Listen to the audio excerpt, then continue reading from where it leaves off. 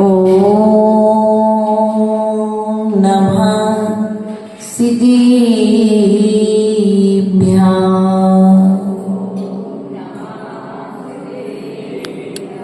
ओम नमः सिद्धिभ्याम्।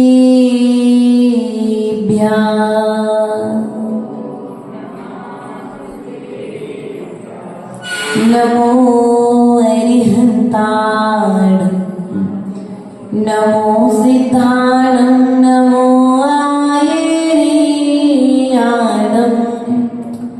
नमो अजायाणं, नमो लोए सब्बसागुणं,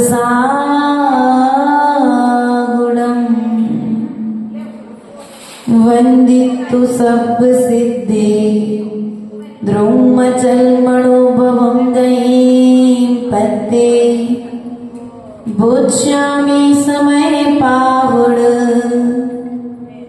मिणमो स्वय केवली बलिदं जीवो चरित्र दर्शन नादिष्ठो तं जीहि सासयं छाजाणं पुग्गलकम् उपदेशट्यं तं जानं पर समयं गुरुवः पांचनो नित्यं ज्ञान दर्शन नायका चारित्राण गंभीर मोक्ष मार्ग उपदेशिका। अहो किंचन में हूँ मेरा इस जग में क्या है, मेरे गुण तो मेरे भीतर बाहर में क्या है। यह रहस्य परमात्मिक कला का पूर्ण उजागर हो, मेरा अंतिम मरण समाधि तेरे दर पर हो, तेरी छत्र छाया भगवन मेरे सिर पर हो, मेरा अंतिम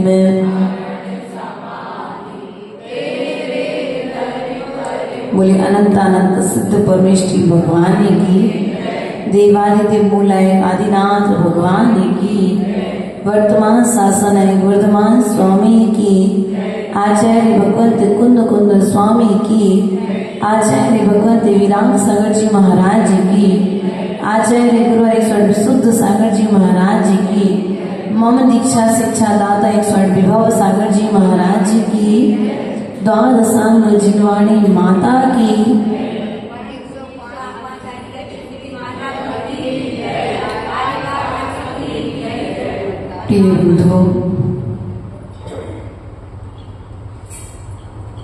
द्वादशांग मां जिनवाणी की आराधना आचार्य भगवंत कुंद कुंद स्वामी के भावों को आधार बनाते हुए हम सभी ने इस समय सार ग्रंथ को सुनने के लिए सुनने का पुरुषार्थ किया है।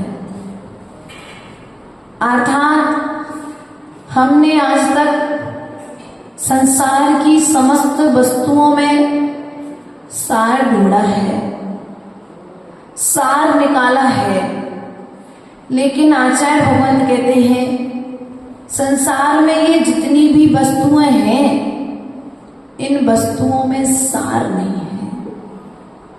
सार यदि कहीं है तो तुम्हारी आत्मा में है। सार क्या है? तुम्हारे जो गुण का प्रकटीकरण है वही आत्मा का सार है। आसानी से दिखता नहीं है, हमें अनुभव में नहीं आता है। क्यों? काम, भोग और बंध की कथाओं को मैंने अनादिकाल से किया है। काम अर्थात आचार्य भगवान कहते हैं स्पर्श इंद्री और रसना इंद्री के वशीभूत होकर के हमने काम की क्रियाएं की हैं।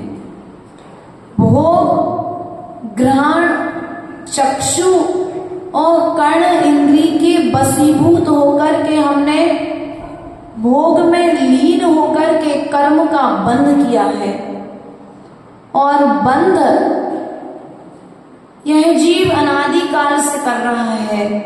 उसमें भी बंध के 4 भेद आए हैं: प्रकृति बंध, अनुभाग बंध, प्रदेश बंध। आचार्य भगवंत कहते हैं इस प्रकार से यह जीव अनादिकाल से बंधन से बंधता हुआ आ रहा है, स्वयं ही बंध रहा है और स्वयं को ही छूटना है। छुड़ाने वाला कोई दूसरा? कर्म को बांधने वाला कौन है? मैं। कर्म को छुड़ाएगा कौन? मैं। इसलिए पुरुषार्थ करो कि संसार में आने के पश्चात में इन 5 इंद्रियों के दास बनकर के मत रह जाना। हमने इन 5 इंद्रियों की दासता में अपना पूरा जीवन निकाल दिया। निकाला कि नहीं निकाला बताओ? आनंद आ रहा है स्पर्श इंद्री के विषयों में? क्यों? स्पर्श इंद्री के विषयों में आनंद आ रहा है।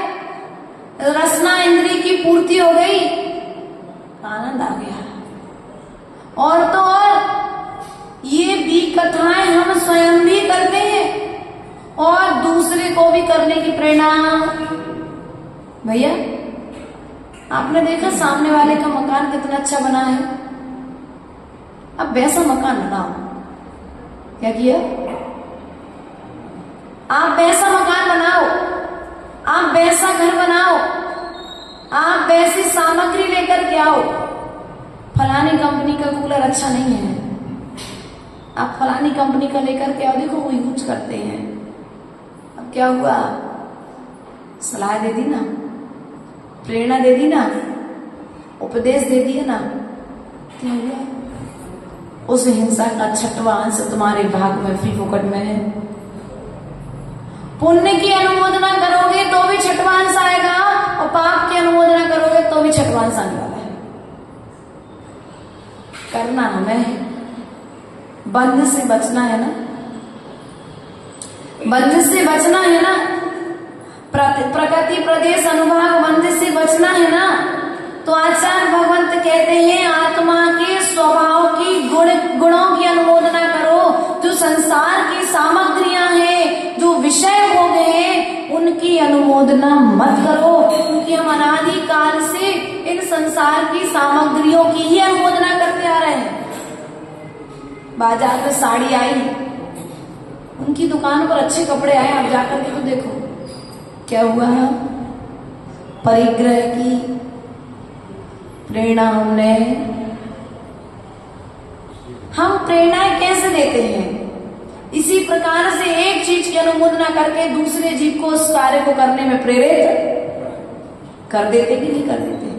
कोई दूसरा नहीं करता, मैं स्वयं उस जीव को प्रेरित करता हूं पाप कार्य करने के लिए, और मैं स्वयं प्रेरित होता हूं उस पाप कार्य को करने के लिए, क्योंकि जो प्रेरणा दे रहा है वह स्वयं भी तो पाप कर रहा है, जब तो उसे दूसरे का कार्य अच्छा। इसलिए प्रिय बंधुओं, हमें अनुमोदना से बचना है पाप की। किसकी अनुमोदना से बचना है? स्पर्शन इंद्रिय आकर के कहती है अच्छा आसन होना चाहिए, सॉफ्ट होना चाहिए, वेलवेट का गद्दा होना चाहिए, अच्छा फॉर्म वाला गद्दा होना चाहिए। क्यों भैया? स्पर्शन इंद्रिय यही कहती ना अंकित भैया, और कुछ तो नहीं कहती। रसना इंद्रिय आकर के कहेगी अच्छा स्वादिष्ट भोजन होना चाहिए। जिनको मीठा पसंद है वो मीठा मांगेंगे, जिनको चरपरा पसंद है वो चरपरा मांगेंगे। घ्राण इंद्री कहेगी जब अच्छा बैठ हो गया है तो अब कुछ सुगंध की व्यवस्था भी होना चाहिए। तो बढ़िया आप सेंट वगैरह परफ्यूम यूज करो। अब जब आपने अच्छा बैठने के लिए अच्छा सॉफ्ट गद्दा मिल गया, खाने के लिए अच्छा स्वादिष्ट भोजन मिल गया, सुगंध के लिए आपने परफ्यूम यूज कर लिया, अब चक्षु इंद्री कहेगी जब इतना सब कुछ इकट्ठा कर लिया है तो थोड़ा सा कुछ दृश्य भी होना चाहिए देखने के लिए। सो बढ़िया टीवी चालू कर ली। अब कर्णेंद्रिय भी पीछे रहने वाली। अब जब दृश्य देख ही रहे हो तो कुछ संगीत भी हो जाए तो क्या होगा?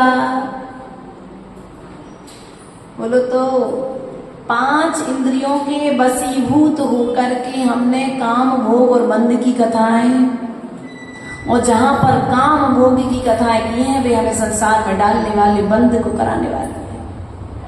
इसलिए प्रिय बंधु, आचार्य भगवंत कुंद स्वामी समय सार ग्रंथ राज में कह रहे ये तस्व विलंबो, अर्थात जो एकत्व विभक्त आत्मा का स्वरूप है उसकी व्यवस्था, उसको बताने वाले जीव बड़े दुर्लभ है संसार में।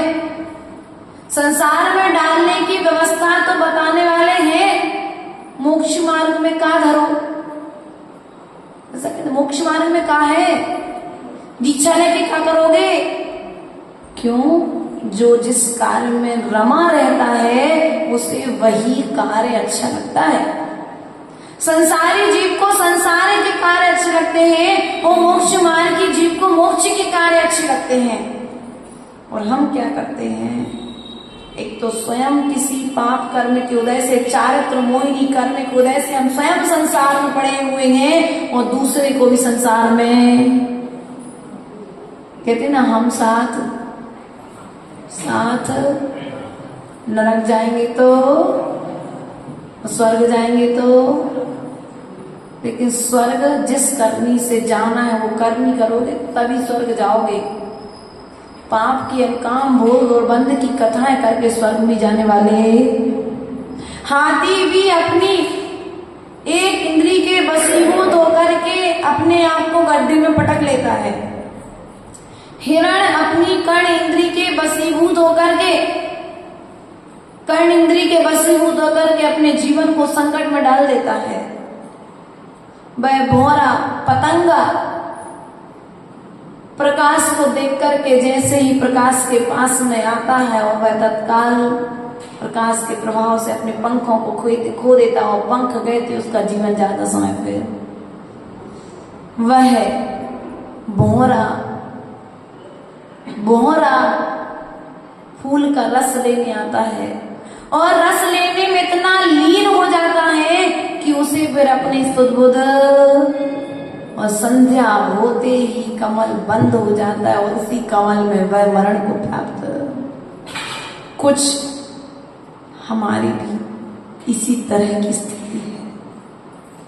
आयु कर्म जब तक शेष है, जब तक आप इन पंच इंद्रियों की दास्ता कर लो, जो ये इंद्रियां मांग रही है उतना दे लो,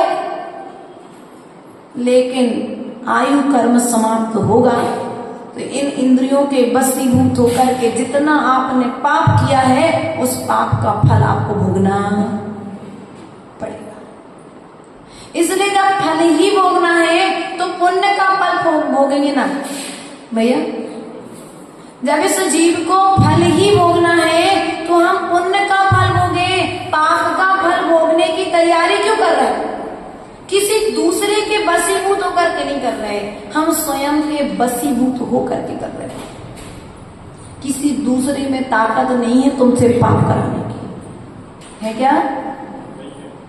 किसी दूसरे में ताकत नहीं है, तुम्हारे स्वयं के अंदर के विभाव परिणाम है जो तुमसे पाप कराते हैं, और तुम्हारे जो स्वभाव परिणाम है वे तुमसे पुण्य कराते हैं, और पुण्य का फल अरहंत अवस्था है। पुण्य फला अरहंता। पुण्य कहां से होगा? टीवी अकेले देखने से पुण्य नहीं होगा। क्या? टीवी अकेले देखने से पुण्य नहीं होगा। टीवी में क्या देखना है, क्या समझना है, और समझने के बाद में मुझे करना क्या है। जब उस लक्ष्य पर पहुंच जाओगे तब कहीं जाकर के तुम्हारे कर्म की निर्जरा होगी।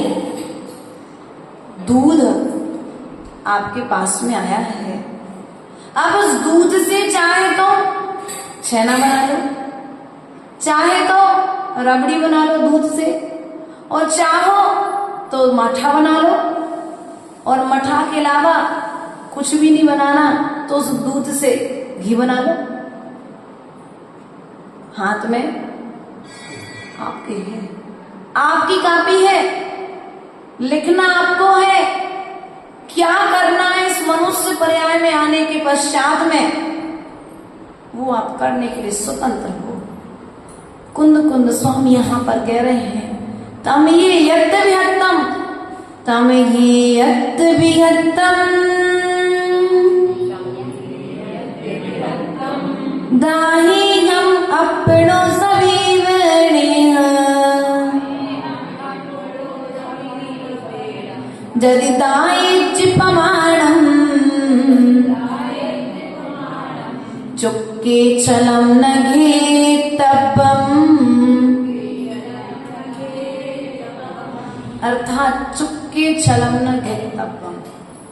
आचार्य भगवान कहते हैं, हम आपके लिए एकत्व विभक्त आत्मा का स्वरूप तो बता रहे, लेकिन फिर भी यदि कहीं चूक जाए, क्या कहा उन्होंने, कितनी विनम्रता, इतने महान आचार्य, वो क्या कह रहे, यदि कहीं उपदेश देते हुए, इन गाथाओं को लिखते हुए, अनुवाद टीका करते हुए यदि मैं कहीं चूक जाऊं तो हे जीवो छल ग्रहण मत करना। क्या कह रहे हैं? और हम क्या करते हैं? लोगों ने छल ग्रहण किया है इस समय सार को पढ़ करके, व्यवहार को बिल्कुल गौण करके रख दिया है। मात्र आत्मा ही सब कुछ है, ऐसा जो कहने वाले हैं उन्होंने कुंद कुंद स्वामी के समय सार का दुरुपयोग किया है, और दुरुपयोग करने वाला दुर्गति को प्राप्त हुआ।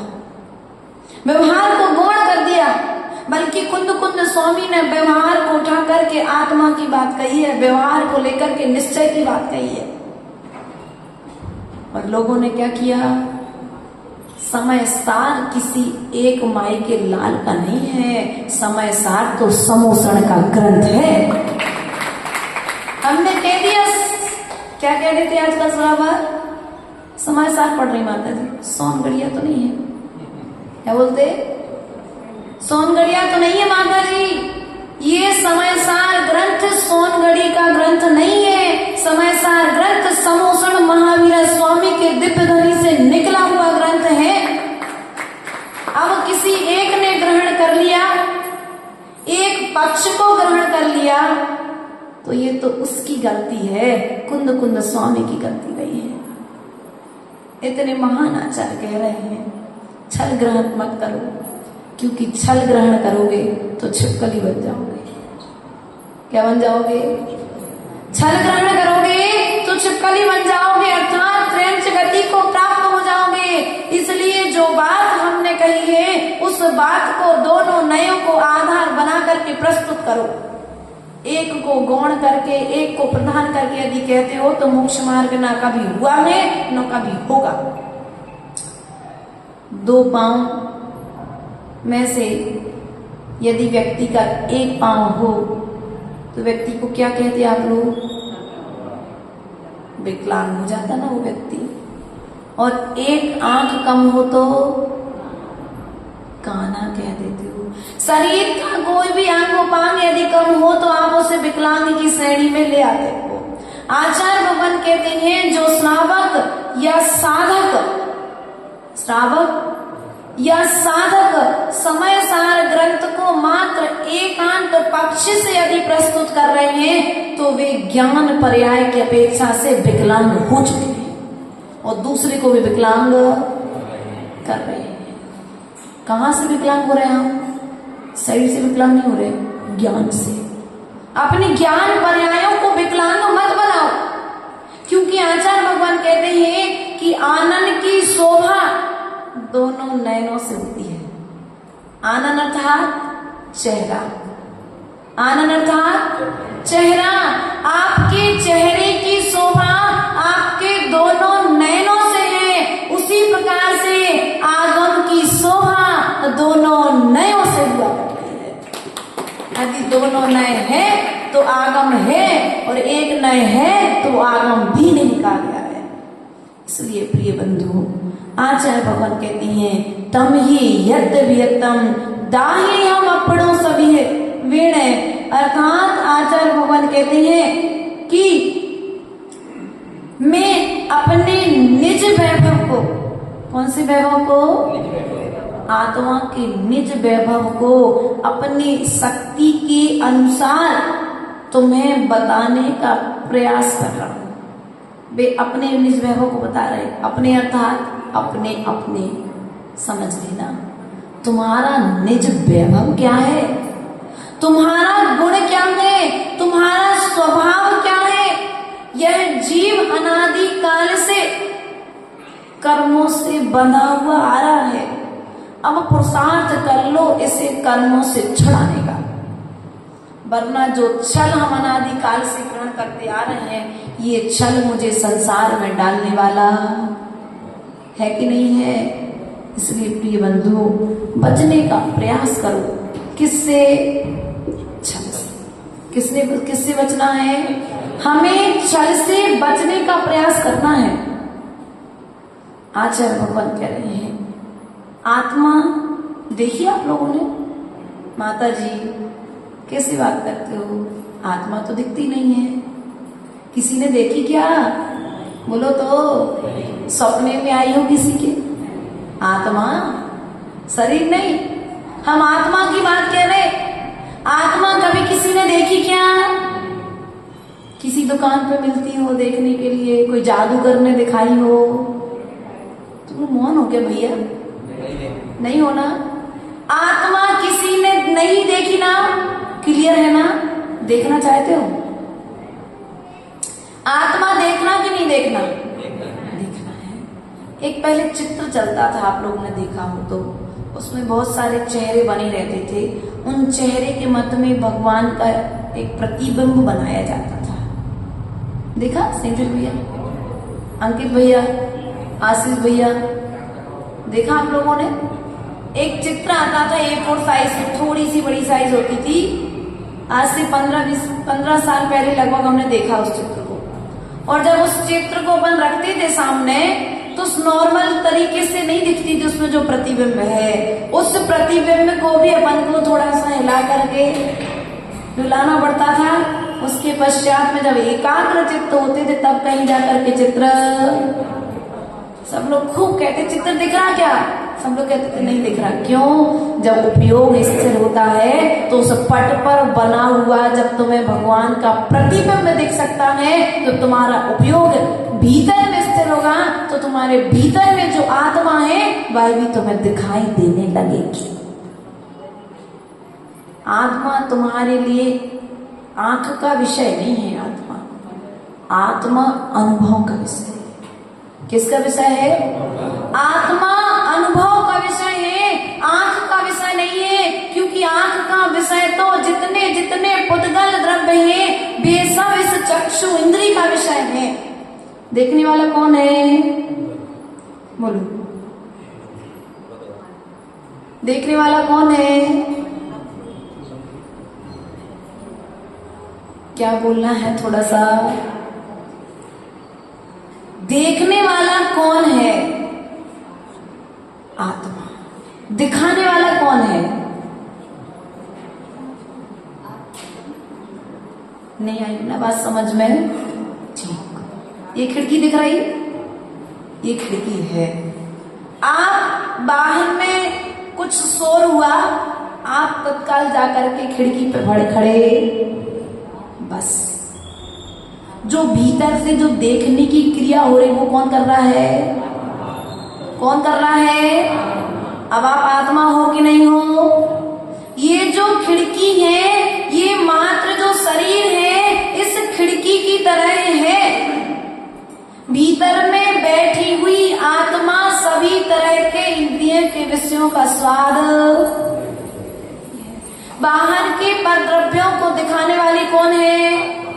आत्मा है। जब आत्मा ही तुम्हें सब कुछ दिखाने वाली है, कराने वाली है, तो फिर क्यों ना हम अच्छे कार्य करें, अच्छी चीजें देखें, अच्छा उपयोग करें।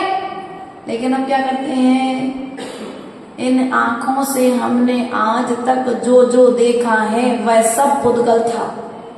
देखने वाला जीव था, लेकिन जो दिख रहा था वह, जो देख रहा है वह दिख नहीं रहा है। क्या? जो देख रहा है वह दिख नहीं रहा है, और जो दिख रहा है वह देख नहीं रहा है। ये समस्या है। देखने वाला कौन है? आत्मा। दिख क्या रहा है? पुद्गल। प्रिय बंधुओं, इन आंखों के निमित्त से आज तक हमने पर को देखा है, पर की परिणति को देखा है, इसलिए हम संसार में पड़े हुए हैं। आचार्य भगवान कहते हैं, एक बार इन आंखों को बंद करके अपने स्वभाव का अनुभव करो, अपने गुणों को निहारने का पुरुषार्थ करो, तो तुम्हारे मोक्ष मार्ग की यात्रा प्रारंभ हो जाएगी। ऋषियों ने क्या किया, मुनियों ने क्या किया? आंख बंद करके लगाओ जरा ध्यान, आंख बंद करके लगाओ जरा ध्यान, निज में देखेंगे महावीर भगवान, निज में देखेंगे महावीर भगवान। क्यों देखेंगे? महावीर क्यों देखेंगे? पारसनाथ क्यों देखेंगे? और कोई दूसरा क्यों नहीं दिखेगा? इसलिए नहीं दिखेगा क्योंकि जितने गुण महावीर में थे, जितने गुण पारसनाथ में थे, जितने गुण आदिनाथ में थे, या जितने गुण मोक्षगामी जीव में थे, उतने गुण प्रत्येक जीव में है। इसलिए आधार बना लिया पारसनाथ को, महावीर को, अपने गुणों को प्रकट करना है हमें उनका नाम लेकर के। प्रिय बंधु, यदि गुणवान को आधार बनाओगे तो गुणी बन जाओगे। क्या? यदि भक्ति का आधार गुणवान को बनाओगे तो गुणवान बन जाओगे, और यदि अवगुणी को अपने आधार बनाओगे तो आप अवगुणी बन जाओगे। इसलिए संगति हमने अपनी बदल दी, समय सार की संगति करना प्रारंभ कर रहे हैं। क्यों? संसार की यात्रा समाप्त कर। कौन सी यात्रा? संसार की यात्रा यदि समाप्त करना है तो स्वभाव से समाप्त होगी, और स्वभाव की यात्रा कुंद कुंद स्वामी के ग्रंथों से प्रारंभ होगी। स्वभाव की यात्रा संसार की सामग्रियों से नहीं होगी, स्वभाव की यात्रा संसार की वस्तुओं को त्यागने पर होगी। इसलिए प्रिय बंधु, पुरुषार्थ करो। एकत्व विभक्त आत्मा, मैं एक हूं, मैं ज्ञान गुण वाला हूं, मेरे अंदर अनंत शक्ति विद्यमान है। जितने गुण भगवान आदिनाथ में थे उतने ही गुण मेरी आत्मा में विद्यमान है। एक भी गुण मुझ में और भगवान में कम नहीं है। बस मैंने राग और द्वेष के वशीभूत होकर के उन गुणों को आज तक जाना नहीं है। यदि किसी दर्पण पर, चित्रपट पर यदि कपड़ा डाल दिया जाए, वो चित्र दिखता नहीं है। उसी प्रकार से हमारी ज्ञान पर्यायों पर अनादि काल से मोह का पर्दा पड़ा हुआ है। वह मोह का पर्दा मुझे मेरे स्वभाव की यात्रा नहीं करने देता है। पूज्यपाद स्वामी ने कह दिया, यस्य स्वयं स्वभावाप्ति रभावे कृष्ण कर्मणा तस्मै संज्ञान रूपाय नमोस्तु परमात्मने। किन के लिए नमस्कार किया? कौन से परमात्मा के लिए? बोलो तो, कौन से परमात्मा के लिए?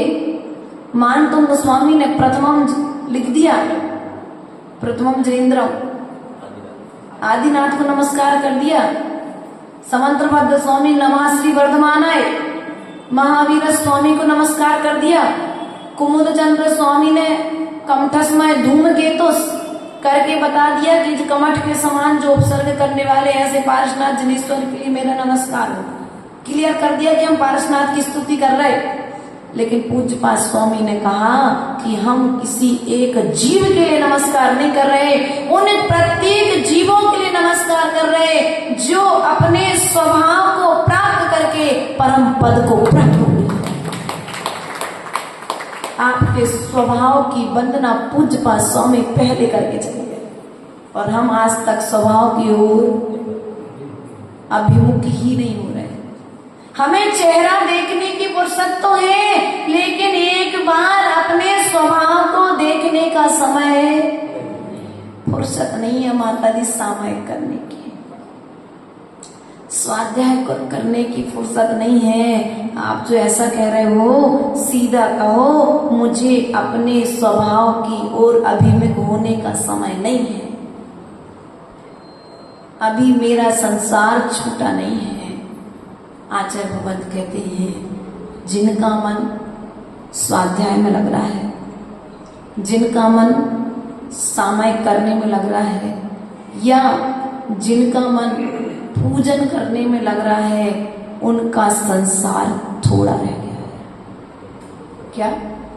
जिनका मन जिनालय में लग रहा है वे शीघ्र ही जिनेंद्र बनने वाले हैं, और जिनका मन संसार में लग रहा है उनका संसार अभी और बड़ा है।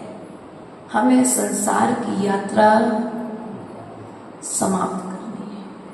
कैसे होगी? क्रोध मान माया लोभ रहितो हम। क्या करो? बोलो, क्रोध मान माया लोभ रहितो हम। इतना सूत्र बोल सकते रोज? बोल सकते रोज? क्रोध मान माया लोभ रहितो हम,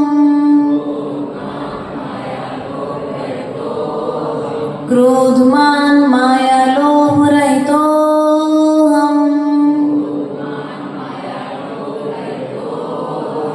उत्तम क्षमा स्वभाव सहितो हम,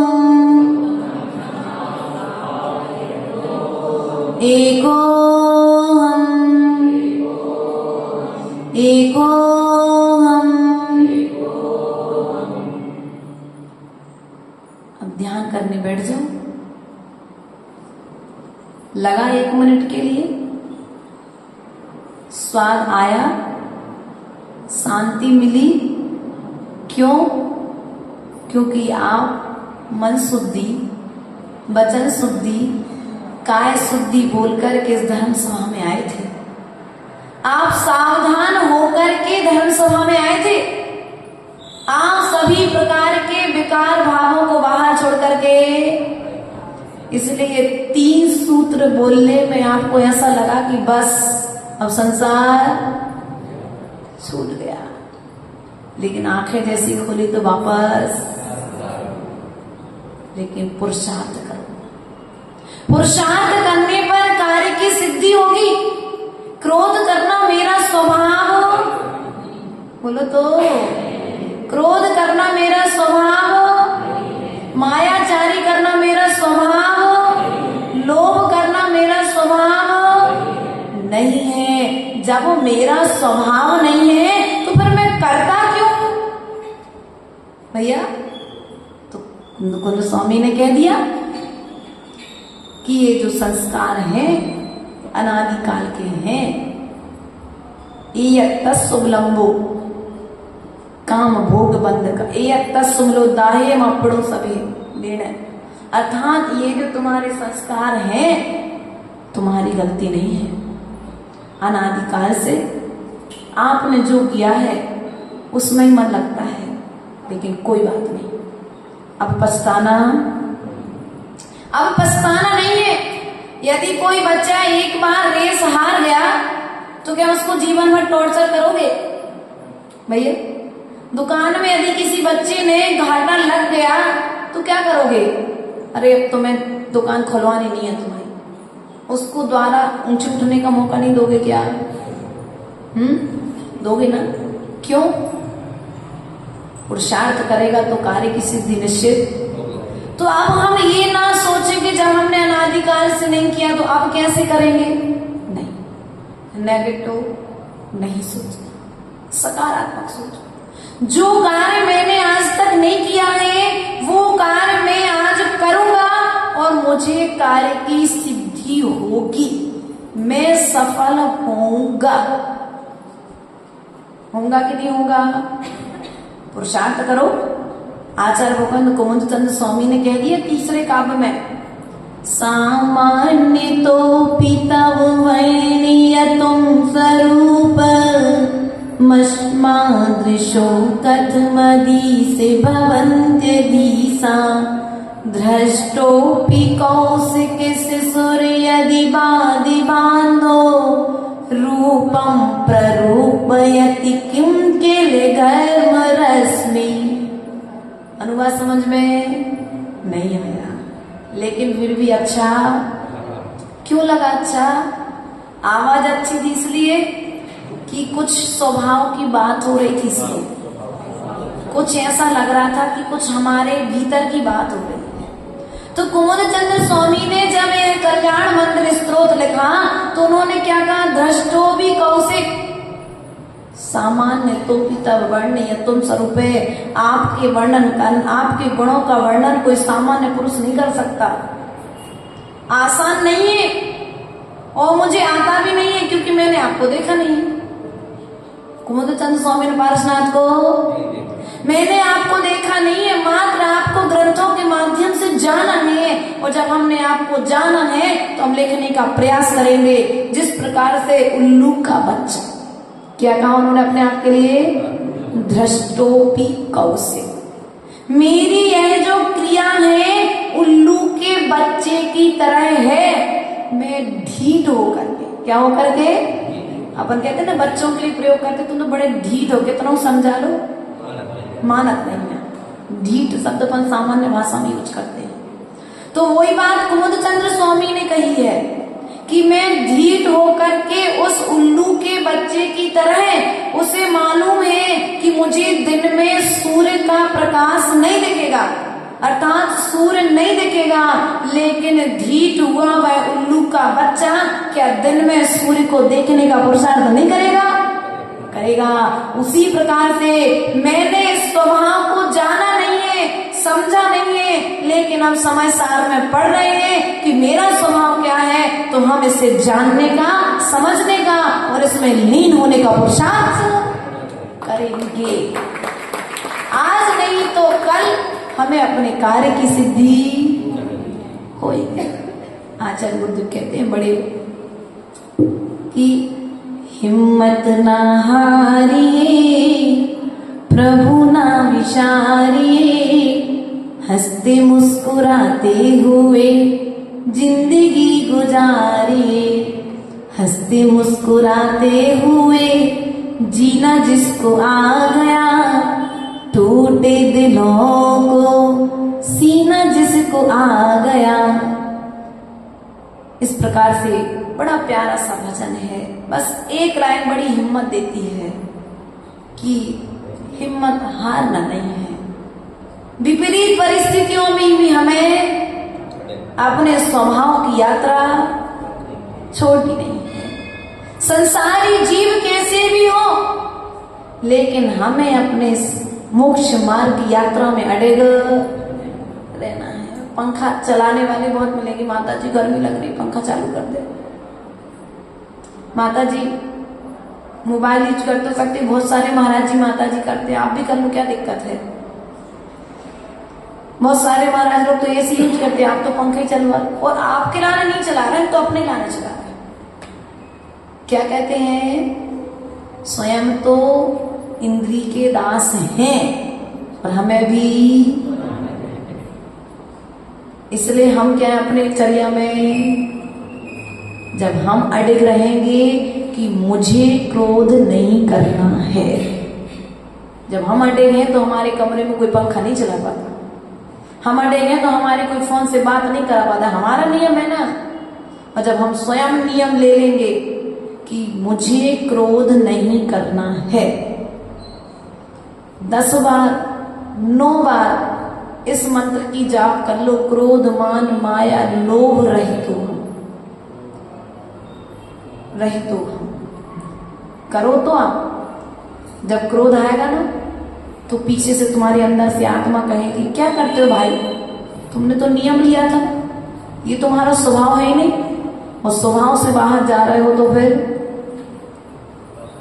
जब रास्ते पर चलते हो हाईवे पे तो क्या लिखा रहता, संगठन मंत्री जी क्या लिखा रहता जब गाड़ी चलाते हो तो, दुर्घटना संभावित क्षेत्र, क्या लिखा रहता है भैया, क्या लिखा रहता दादाजी,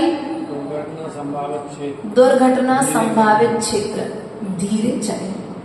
अर्थात जैसे आपको लगा कि घर में, परिवार में, समाज में माहौल बन रहा है कसाय का, वहां उस लाइन को याद कर लो, दुर्घटना संभावित क्षेत्र। अब क्या करना है बोलो तो, सावधान हो जाओ, सावधान, धीरे चलाओ, सूत्र को याद करने लग जाओ, क्रोध मान माया लोभ रहितो हम, क्रोध मान माया लोभ रहितो हम, क्रोध मान माया लोभ रहितो हम। इस सूत्र का उच्चारण चालू कर दो।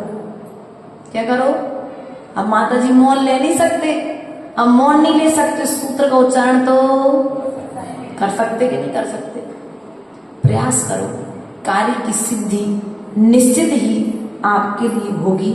अपने स्वभाव की यात्रा, स्वभाव तक जाने के लिए हम मैचिंग मिला रहे हैं समयसार ग्रंथ से अपने गुणों की, क्योंकि हमें ज्ञान ही नहीं है कि मेरा स्वभाव क्या है। ज्ञान है क्या, ये जो हम जिस प्रकार से निर्वस्त्र व्यक्ति, निर्विकार मुद्रा पूज्यता को प्राप्त होती है, उसी प्रकार से कसमयों से रहित जीव सम्मान को प्राप्त होता है। जिस प्रकार से जल का स्वभाव शीतलता है, कैसा है जल का स्वभाव, शीतलता है, उसी प्रकार से आत्मा का स्वभाव भी शीतल है, उष्ण नहीं है।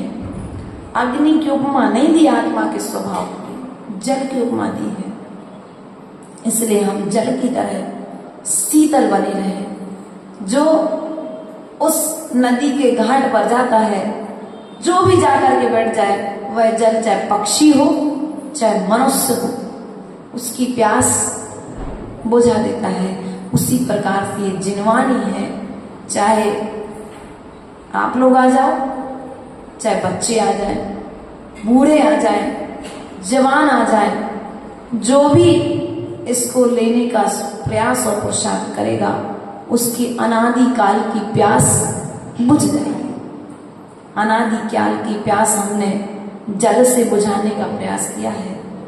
आचार्य भगवान कहते हैं, जल से तो मात्र स्तन की प्यास बुझती है, आत्मा की प्यास तो जिनवानी को ग्रहण करने से बुझती है।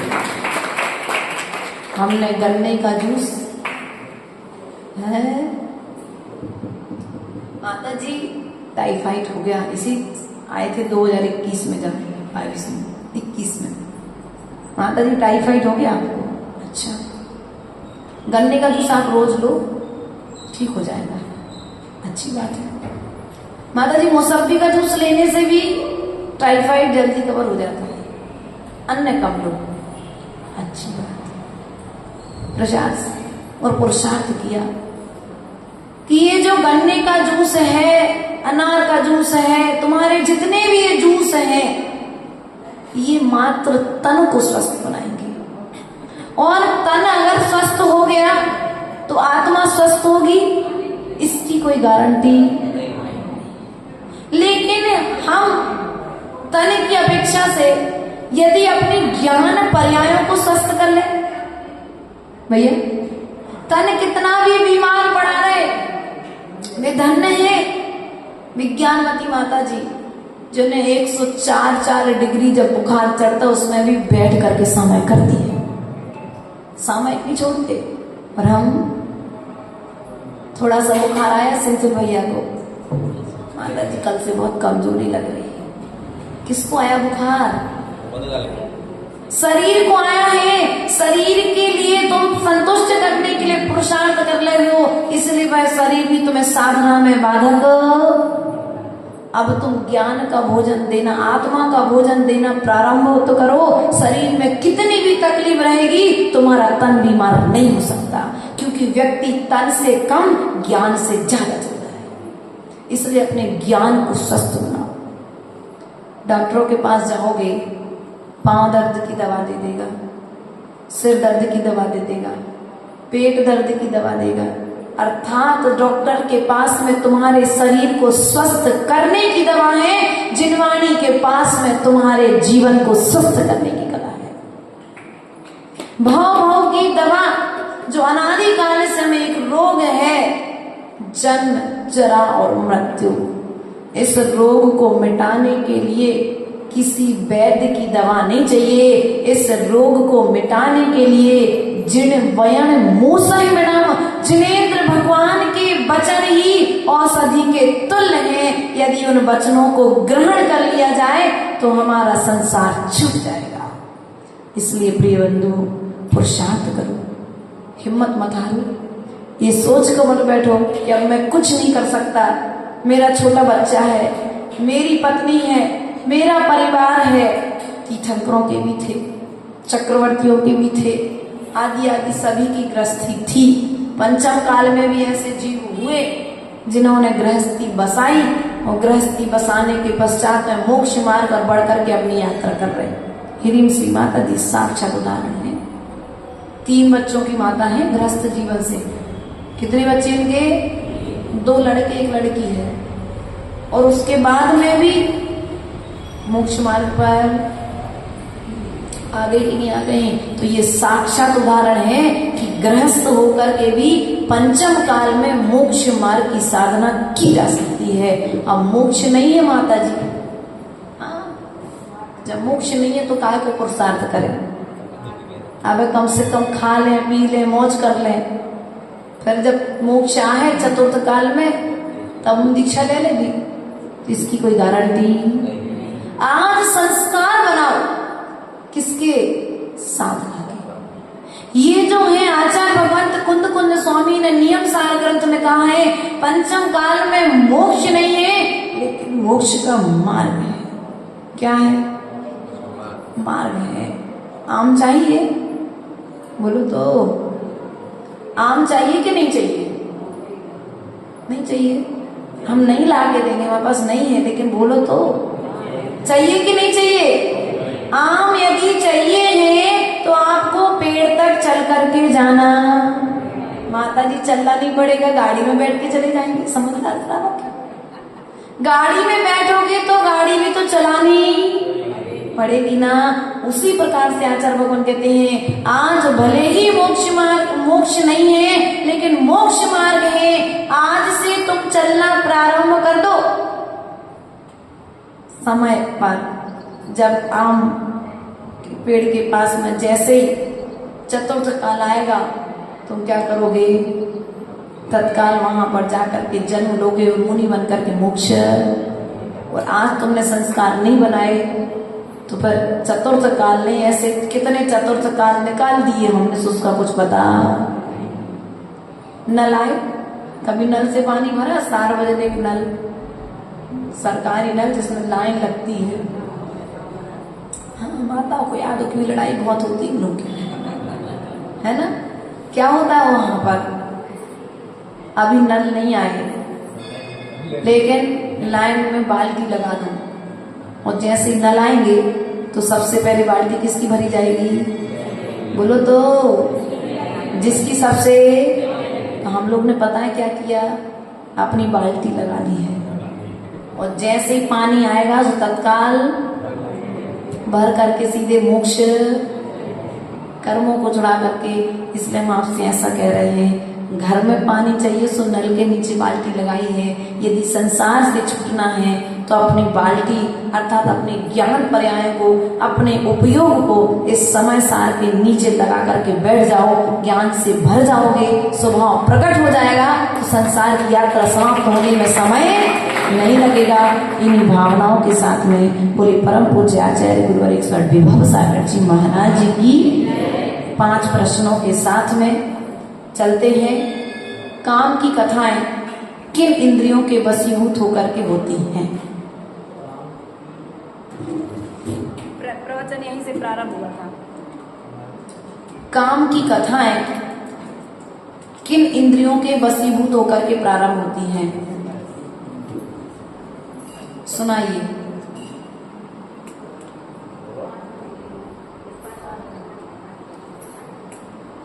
गलत। बैठ जाइए। पुरुषार्थ क्या है? एक बार फिर भी ताली बजा दो कम से कम। गलत बताएगा, लेकिन खड़े होने के लिए भी तो हिम्मत चाहिए। कौन बताएगा? बताएगा कोई? आ जाओ बंडा वाली, आ जाओ। बहुत बढ़िया।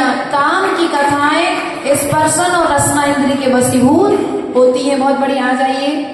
भोग की कथाएं किन इंद्रियों के वशीभूत होकर के होती हैं? हाँ बताओ दादी माँ।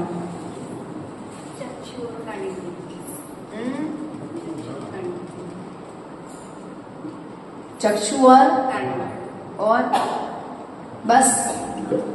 और कोई बताएगा?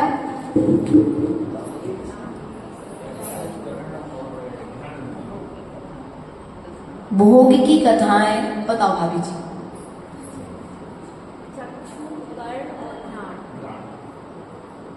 चक्षु, कर्ण और घ्राण। बहुत बढ़िया। आ जाइए। एक इंद्रिय आप भूल रहे थे। ताली आप लोग कहाँ दर्द लग रहे हैं?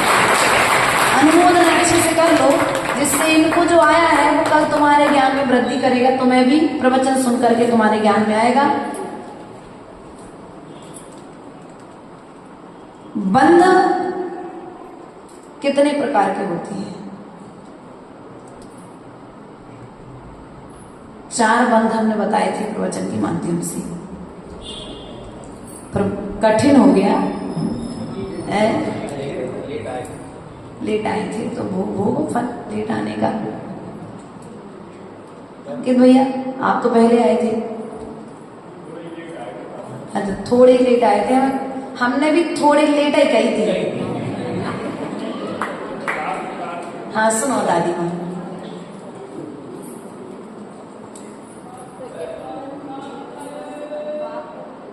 बहुत बढ़िया। 4 प्रकार के प्रकृति बंध, प्रदेश बंध, अनुभाग बंध और स्थिति बंध। बहुत बढ़िया। चलिए इस प्रकार से अपने प्रश्न मंच चलता रहेगा। जिनवाणी की ज्ञान ते सूझे तद नमो सदा देख बोधो ए जिनवाणी बाल दे कौन जगो दिल में तेरो शरण गए सो पावे सुख जे दिवज अरिहंत को शिवानी ग्रंथ दया धर्म पारो सदा यही मोक्ष का पथ धर्म करत संसार शुद्ध धर्म करत निर्वाण धर्म पंथ साधे विरान नर तेरी अंश समान। ओम निरम जिन्मुखोद्भव सरस्वती देवी प्रथमान्यो करणान्यो चरणान्यो द्रव्यान्यो गिर मार्गम निर्वामिति